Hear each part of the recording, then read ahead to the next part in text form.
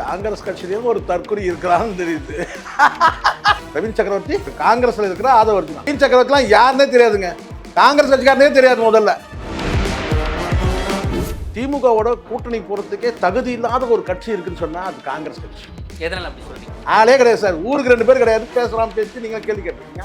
அப்புறம் ரொம்ப கோவம் வேற மாதிரி பேசுறோம். அது நாங்க மீட்டிங்ல தான் நாங்க இது கேக்குறோம். காங்கிரஸ் கட்சி கிடையாதுங்க தமிழ்நாட்டுல. நீங்க வாங்க சார், உங்க கூட நான் வரேன் சார். எந்த தேர்தலையாவது கூப்பிட்டு ஒரு வீடா கூப்பிட்டு இங்க காங்கிரஸ் கட்சியில் இருக்கவங்க யாராவது ஒருத்தர் வாங்க, காங்கிரஸுக்கு வாக்களிக்கிறவங்க யாராவது வருவாங்க, ஒரு தெருவை நீங்க காட்டுங்க சார். நான் அந்த ஊடகத்துல பேச நிறுத்திடுறேன். காங்கிரஸ் செத்து கோமா ஸ்டேஜுக்கு போய் அடக்கம் பண்ணியாச்சு. கூட்டணி குறித்து அகில இந்திய தலைமை முடிவெடுக்கின்றாங்க.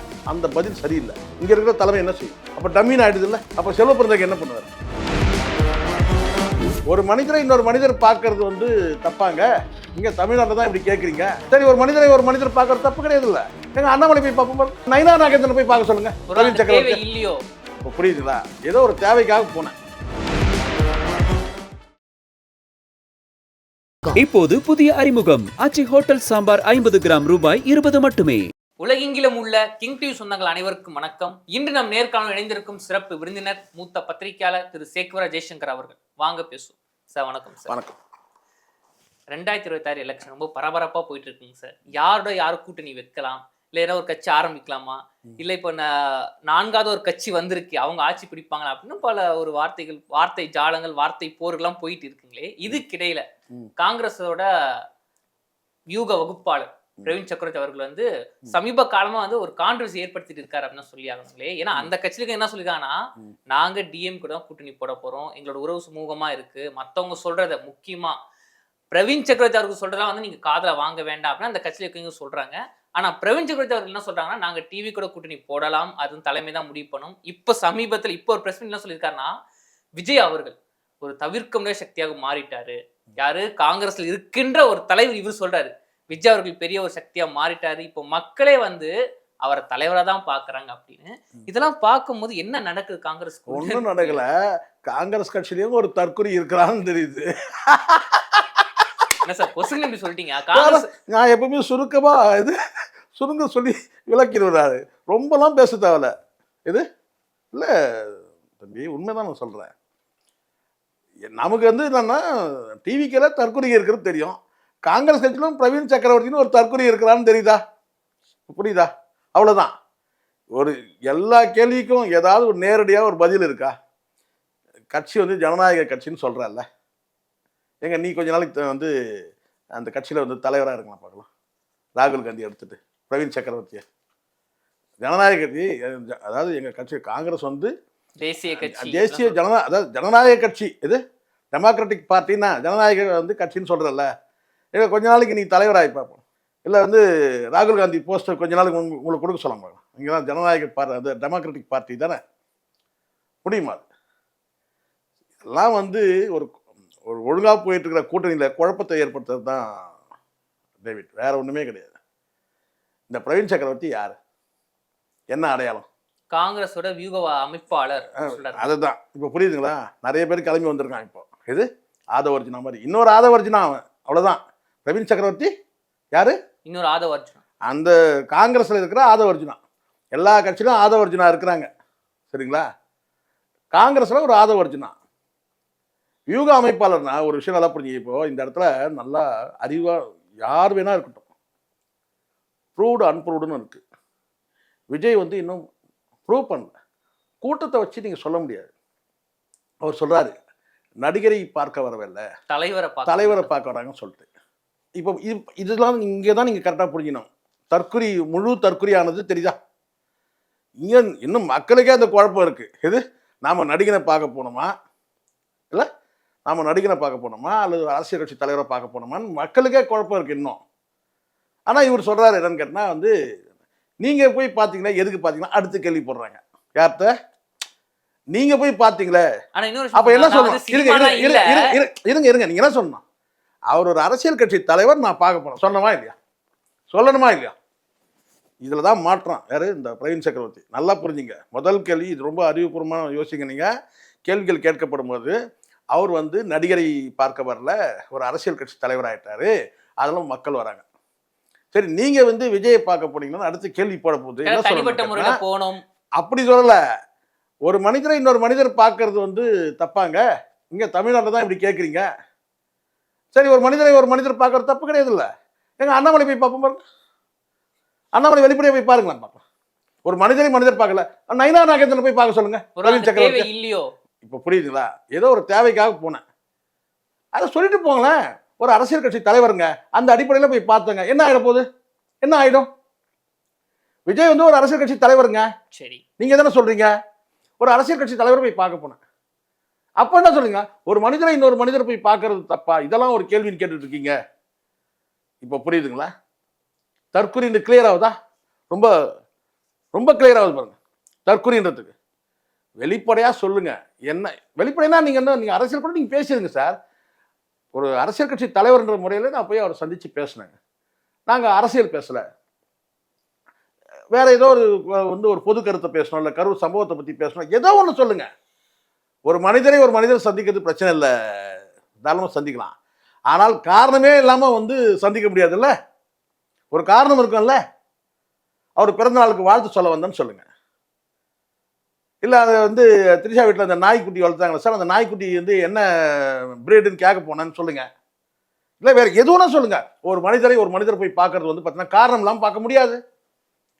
அதுவும் நீங்க அரசியல் கட்சி தலைவருங்க. நீங்க வியூக அமைப்பாளர், ஒரு கட்சியோட வியூக அமைப்பாளர், இன்னொரு கட்சி தலைவரை போய் பார்க்குறீங்க. அப்போ அதை சொல்லவே உனக்கு தைரியம் இல்லை. நீங்க டெமோக்ராட்டிக் பார்ட்டின்ற அதை சொல்ல தைரியம் வேணும்ல. இந்த காரணத்துக்காக இப்போ நானும் தான் சொல்லுவேன் சார்.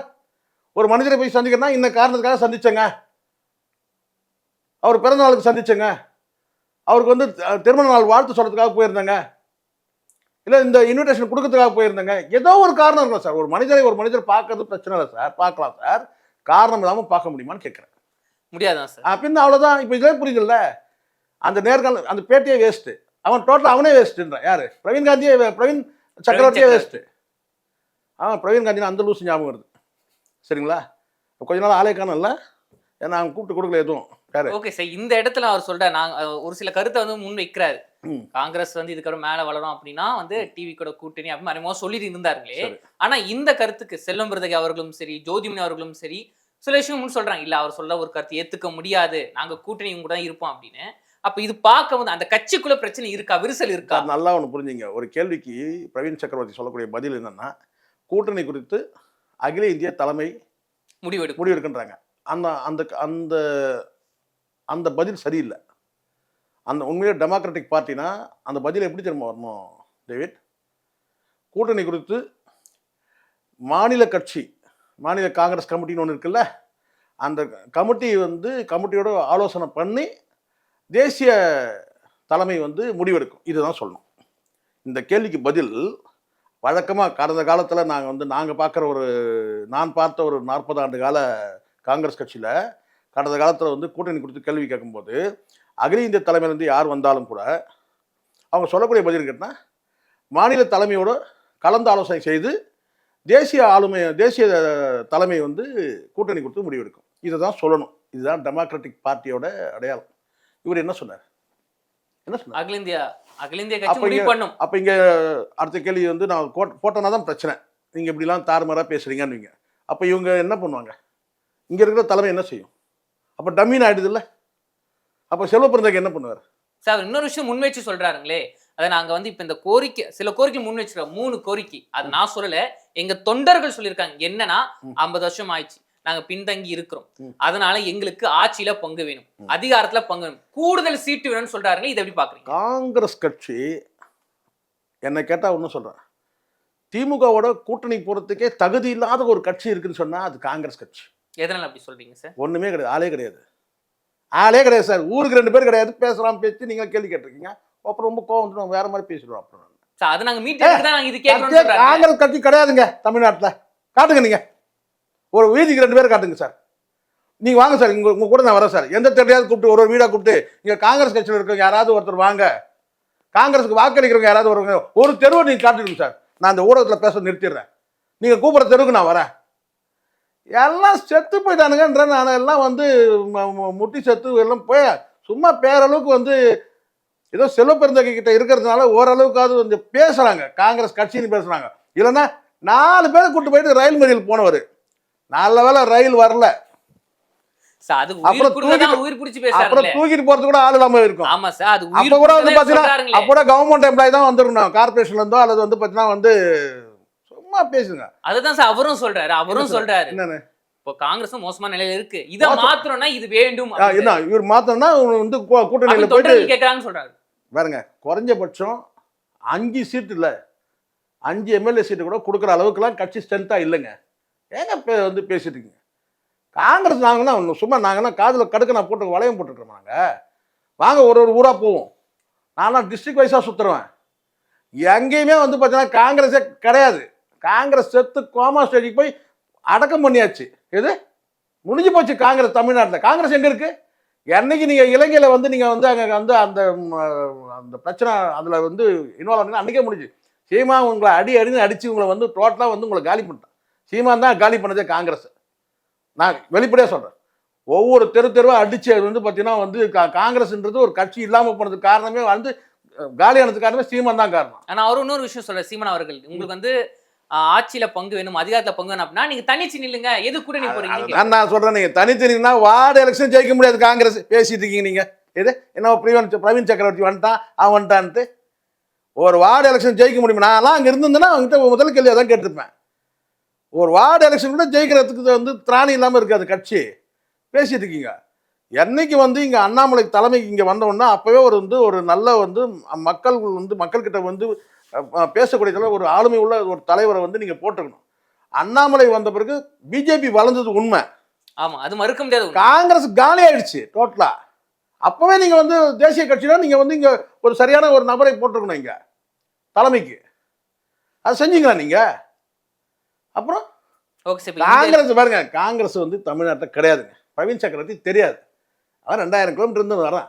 தமிழ்நாட்டுக்கு அவனுக்கு சம்மந்தமே கிடையாது. தமிழில் பேசுறான், ஆனால் தமிழ்நாட்டுக்கு அவனுக்கு சம்மந்தமே கிடையாது. சரி, சம்மந்தம் இல்லைன்னு சொல்றீங்க. இதுமாதிரி முரண்பாடான கருத்தை சொல்லும் போது அவர் மேல எந்த நடவடிக்கையும் எடுக்கல. எதனால? யார் நடவடிக்கை எடுக்கணும்? பிரவீன் சக்கரவர்த்தி மேல. அது யார் எடுக்கணும் நடவடிக்கை? சார் ஒன்று தலைமை எடுக்கணும், காங்கிரஸ் ராகுல் காந்தி அவர்கள் எடுக்கணும். இதெல்லாம் வந்து பேச வைக்கிறதே எதுக்கு தெரிஞ்சுங்க? எதுக்கு சொல்லுங்க? இதெல்லாம் பேச வைக்குன்னா சீட்டு எண்ணிக்கை வந்து கொஞ்சம் கூட வரும். இதெல்லாம் வந்து எம்ஜிஆர் காலத்து பாலிடிக்ஸ். எம்ஜிஆர் என்ன செய்வான்னு கேட்டினா, கூட்டணிக்கு காங்கிரஸோட கூட்டணிக்கு போனால் அதில் இருக்கிற ஒரு 4 அமைச்சர்கள் அல்லது தலைமையில் இருக்கிற நிர்வாகிகள், 4 அதிமுகவில் இருக்கிறவங்க 4 பேர் கேட்டினா காங்கிரஸோட கூட்டணிக்கு போகணும்னு பேசுவாங்க. இன்னொரு டீம் கேட்டினா காங்கிரஸோட கூட்டணிக்கு போகக்கூடாதுன்னு சொல்லுவாங்க. இது எதுக்குன்னு சொன்னீங்கன்னா, அந்த இழுபறி நிலையில் வைக்கிறது காங்கிரஸை. இப்போ இவங்க கூட்டணியில் சேர்த்துப்பாங்களா சேர்த்துக்க மாட்டாங்களா அப்படி வச்சா தான் இந்த பேரம் பேசுறது குறையும். எனக்கு இவ்வளோ வேணும்னு சொல்லிட்டு எல்லாருமே காங்கிரஸோட கூட்டணிக்கு போகணும்னு சொல்கிறாங்கன்னு வச்சுங்களேன். அப்போ இவங்க வந்து பார்த்தீங்கன்னா வந்து காலை தூக்கி விட்டுட்டு கேட்டால் எனக்கு 60 கொடு 70 கொடுன்னு கேட்பாங்க. அன்னைக்கெல்லாம் 60 வாங்கின காலகட்டம். எது எவ்வளோ? 60. 2011 எம்பி எலெக்ஷனில் 30-60. எம்பி எலெக்ஷனில் 30-10. சரிங்களா? அப்போ வந்து பார்த்தீங்கன்னா சட்டமன்ற தேர்தல்னா 60 சீட் எம்எல்ஏ கேட்பாங்க, பாராளுமன்ற தேர்தல்னா 30 சீட்டு கேட்பாங்க மத்தியில் இருக்க கட்சி. அந்த மாதிரி ஒரு இது இருந்துச்சு. ஆனால் இந்த இழுபறி வந்தது எதனாலும் கேட்டால் 2 குரூப்பாக பேசுறது கேட்டால் காங்கிரஸோட கூட்டணி வந்து நம்ம கட்டி விடணும்னு சொல்லி ஒரு டீம் பேசும், ஒரு டீம் இல்லை அவங்க கண்டினியூ பண்ணணும்னு பேசும். அப்போ அந்த இழுபறியில் என்ன கேட்டால் கூட்டணியில் சேர்த்துக்கதே கேள்வி கேட்கும்போது பார்த்தீங்கன்னா அங்கே எங்கேயா நம்ம பேரம் பேசுறது, கொடுக்குற சீட்டை வாங்கிப்போம். அப்படி சீட்டு 60 45 ஆகி 45 30 ஆகி 30 20 ஆகி அப்படி ஆயிடுச்சு. இன்னைக்கு வந்து பார்த்தீங்கன்னா எனக்கு தெரிஞ்சு 5 சீட்டு கொடுத்துட்டாங்கன்னா திமுகவில் வந்து பெரிய விஷயம். அதுவும் ஜாஸ்தி. கட்சி இல்லைல்ல சார், கட்சியோட நீங்கள் வந்து ஆக்டிவாக இருக்கணும்ல. மாவட்ட அளவில் கட்சி ஒன்றுமே இல்லை, கட்சி இல்லை. ஏதாவது ஒரு தெருமுனை கூட்டம் போட்டாங்க காங்கிரஸில், பெரிய அளவில் இல்லைங்க. பெரிய அளவுலாம் கிடையாது, சிறிய அளவுலே இல்லைன்றனால பெரிய அளவில் இருந்துங்க. தெருமுனை கூட்டம் போகிறது வந்து கதி இல்லை, சக்தி இல்லை. காங்கிரஸ்லாம் ஒரு கட்சின்னா நீங்கள் சொல்லாதீங்க. தமிழ்நாட்டில் தேசிய அளவில் என்னன்னா இருந்துட்டு போட்டாங்க. காங்கிரஸ் ஒரு கட்சி அங்கே தமிழ்நாட்டில் ஏதாவது ஒரு இண்டி இருக்கிறதா? பிஜேபி கொடியை அங்கே இங்கே எல்லா இடத்தையும் பார்க்குறேன். ஏதாவது ஒரு ஆர்ப்பாட்டம் போராட்டம் ஏதோ ஒன்று பண்ணுறாங்க. நீங்கள் மாநில அரசு நீங்கள் வந்து கூட்டணியில் கூட நீங்கள் இருந்துங்க சார். அரசியல் கடமைகளை நீங்கள் செஞ்சு தானே ஆகணும். வெறும் பத்திரிகையாளர் சந்திச்சுட்டா போதுமா? ப்ரெஸ் மீட் கொடுத்துட்டா போதும். அப்படிதான் பல பேர் நடிச்சிட்டு இருக்கிறாங்க. நேற்று வந்து ஆரம்பித்த கட்சி கூட வந்து பார்த்தீங்கன்னா வந்து பரபரப்பாக பேசுகிறாங்க. சரி, இப்போ டிஎம்கே காங்கிரஸ் பற்றி என்ன நினைக்கிறாங்க சார்? ஏன்னா இப்போ இந்த பீகார் தேர்தல் வந்து ரொம்ப ரொம்ப மோசமாக தோத்தாங்க. இதுக்கப்புறம் டிஎம்கே வந்து காங்கிரஸை விட்டுறலாம். திமுக வந்து காங்கிரஸ் தான் முடிவு பண்ணணும். நம்ம திமுக நமக்கு வேணுமா வேணாமா? காங்கிரஸ் முடியும். டிஎம்கே பொறுத்த வரைக்கும் கிடையாது. இல்ல அந்த போறனா நீங்க கிளம்புனீங்கன்னா நீங்க கிளம்புங்கணும். ஏன்னா சக்கரவர்த்திலாம் சொல்றாங்க accommodate நாங்க இல்லனா டிஎம்கே முடியாது சார். இவங்களால ஒண்ணுமே கிடையாது. நான் திரும்பி யாராவது அந்த மாதிரி சொன்னா இன்னொரு தடவை சொல்லிடாதீங்க அந்த மாதிரி வார்த்தையை. அப்புறம் நீங்க வெளியில போக முடியாதுங்க. இல்ல இவர் சொன்ன கருத்தையும் பார்க்கணும் சார். காங்கிரஸ் தான் ஒரு கட்சின்னு பேசிட்டு இருக்கீங்க நீங்க. நான் சொல்றேன் ஒண்ணுமே இல்லைன்ற நானு, கட்சியே கிடையாதுன்ற நானு, ஊருக்கு ஒருத்தன் கிடையாதுன்ற நானு. ஆனா இவங்க 2010 60 சீட் வாங்குனாங்க சார் டிஎம்கே. திருப்பி நான் சொல்றேன் பாருங்க, கொடுக்கறதா வாங்கிக்கிறாங்க. 60 இல்லைங்க. நான் தான் சொல்றேன்ல, நீங்க 2010 இப்ப சொல்லுங்க, 15 வருஷத்துல என்ன ஆச்சு? கட்சி என்ன ஆச்சு? கட்சி கிடையாதுங்க இப்போ. நான் இப்போ சொல்லுங்க, நீங்க கொடுக்குற சீட்ல கேட்டா ஒரு 10 சீட்டு கேட்டீங்கன்னா கூட சரி அப்படி பேரம்பிச்சு. நான் தான் சொல்றேன் 5 சீட்டு கொடுக்கறதுக்கு தகுதி இல்லைன்ற நான். இங்க டிஎம்கேல அகாமடேட் பண்றதுக்கு பல கட்சிகள் வந்துகிட்டு இருக்குது. இப்போ அன்புமணி எடப்பாடியோட போய் 17 சீட்டு 17க்கு 1ன்னு வாங்கிட்டாரு. சரியா? அடுத்தது பார்த்தீங்கன்னா டாக்டர் ஐயாவுக்கும் அகாமடேட் பண்ணணும். அவர் எங்க ஒரு டிஎம்கேக்கு வரலாம். அதுக்கு தான் பிரகாசமான வாய்ப்பு இருக்கு. அப்படி அவர் வந்தாருன்னா அவருக்கு அகாமடேட் பண்ணணும். இன்னும் டிஎம்டிகே வரப்போகுது, அதுக்கு வரப்போகுதுன்னு சொல்றாங்க. அதுக்கு அகாமடேட் பண்ணணும்.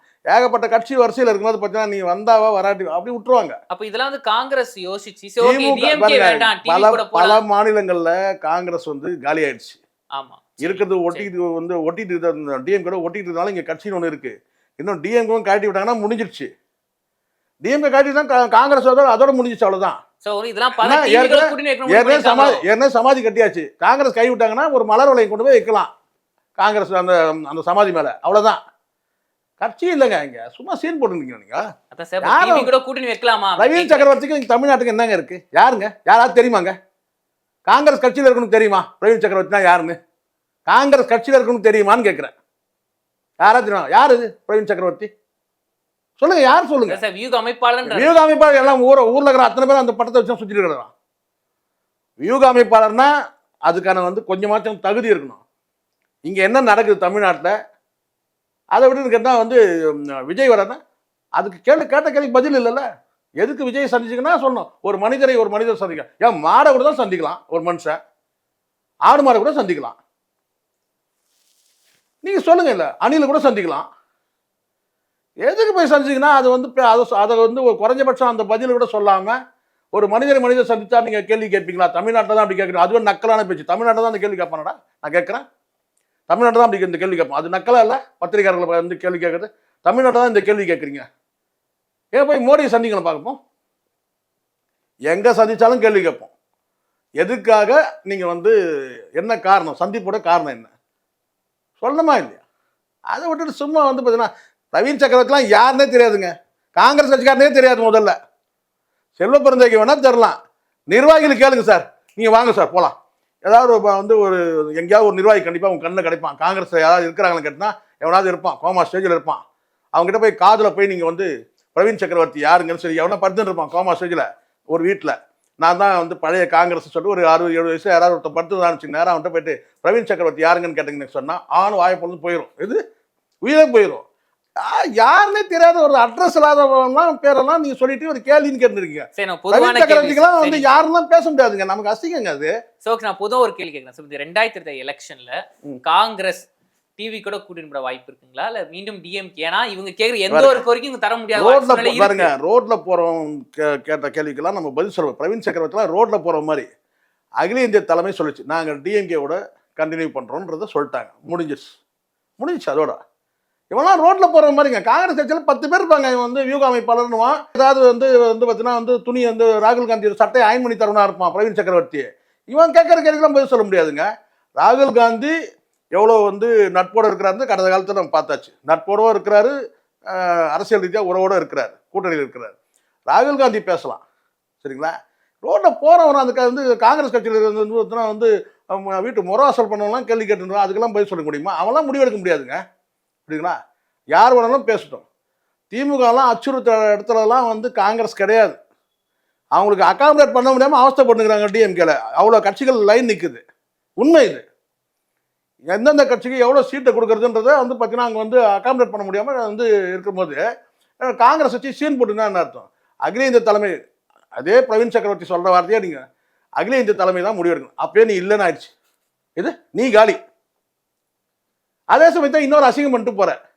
ஏதோ இங்க ஒரு மாநிலத்தில் ஒரு தலைவர் இருக்கிறாருங்க, செல்வ பிறந்தகைன்னு ஒரு தலைவர் இருக்கிறாருங்கன்னு கூட அதை கூட நீ கவனத்தில் எடுத்துக்காம அட்லீஸ்ட் நீ பேட்டி கொடுக்கும் போதாவது அந்த காங்கிரஸ் தலைவர் பக்கத்தில் கூட இருக்கும் யாராவது இருக்காருங்க. பிரவீன் சக்கரவர்த்தியா யாரும் தெரியல. கூட இருக்கிறவங்க வந்து பார்த்தீங்கன்னா ஒரு மூஞ்சி கூட இருந்தோ நீங்கள் பார்த்துருக்கீங்க. நானும் 40-50 வருஷமா இருக்கிறேன் காங்கிரஸ் கட்சியை பார்க்குறேன்.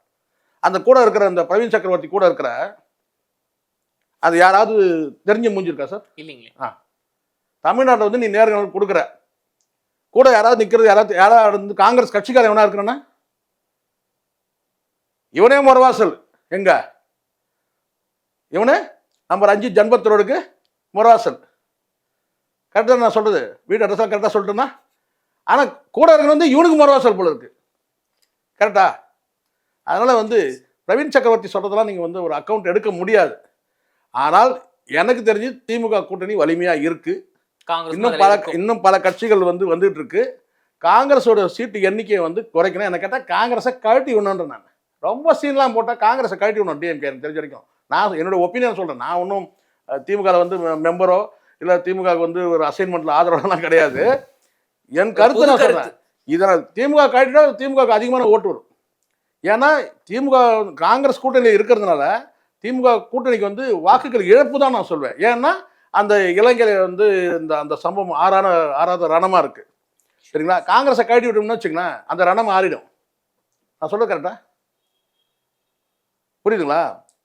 தமிழருடைய எதிர்ப்பு வாக்குகள் வந்து திமுக சுமக்கிறதுக்கு காரணமே அது குறிப்பிட்ட ஒரு தமிழ் தேசியத்தை நேசிக்கக்கூடியவங்க பெரும்பாலும் காங்கிரஸ் கூட்டணியில் இருக்கிறதுனால தான் திமுகவுக்கு வந்து பார்த்தீங்கன்னா வந்து வாக்குகள் இழக்கிறதுக்கு காங்கிரஸை காட்டி விடணும் நான். ஆனால் அது ஏற்கனவே அட்ரஸ் இல்லாமல் இருக்குது. திமுக காட்டி விடணும்னா இந்த பிரவீன் சக்கரவர்த்தி அனாதை.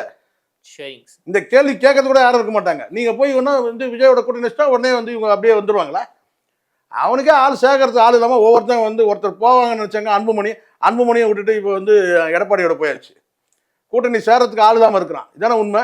பெரிய தலைவர்னா கூட்டணிக்கு போகணுமா இல்லையா சார்? விஜய் பெரிய தலைவர், பெரிய சக்தி. இப்போ நன்றி சார். தொடர்ந்து பேசுவோம் சார். நன்றி. இப்போது புதிய அறிமுகம் ஆச்சி ஹோட்டல் சாம்பார் 50 கிராம் ரூபாய் 20 மட்டுமே.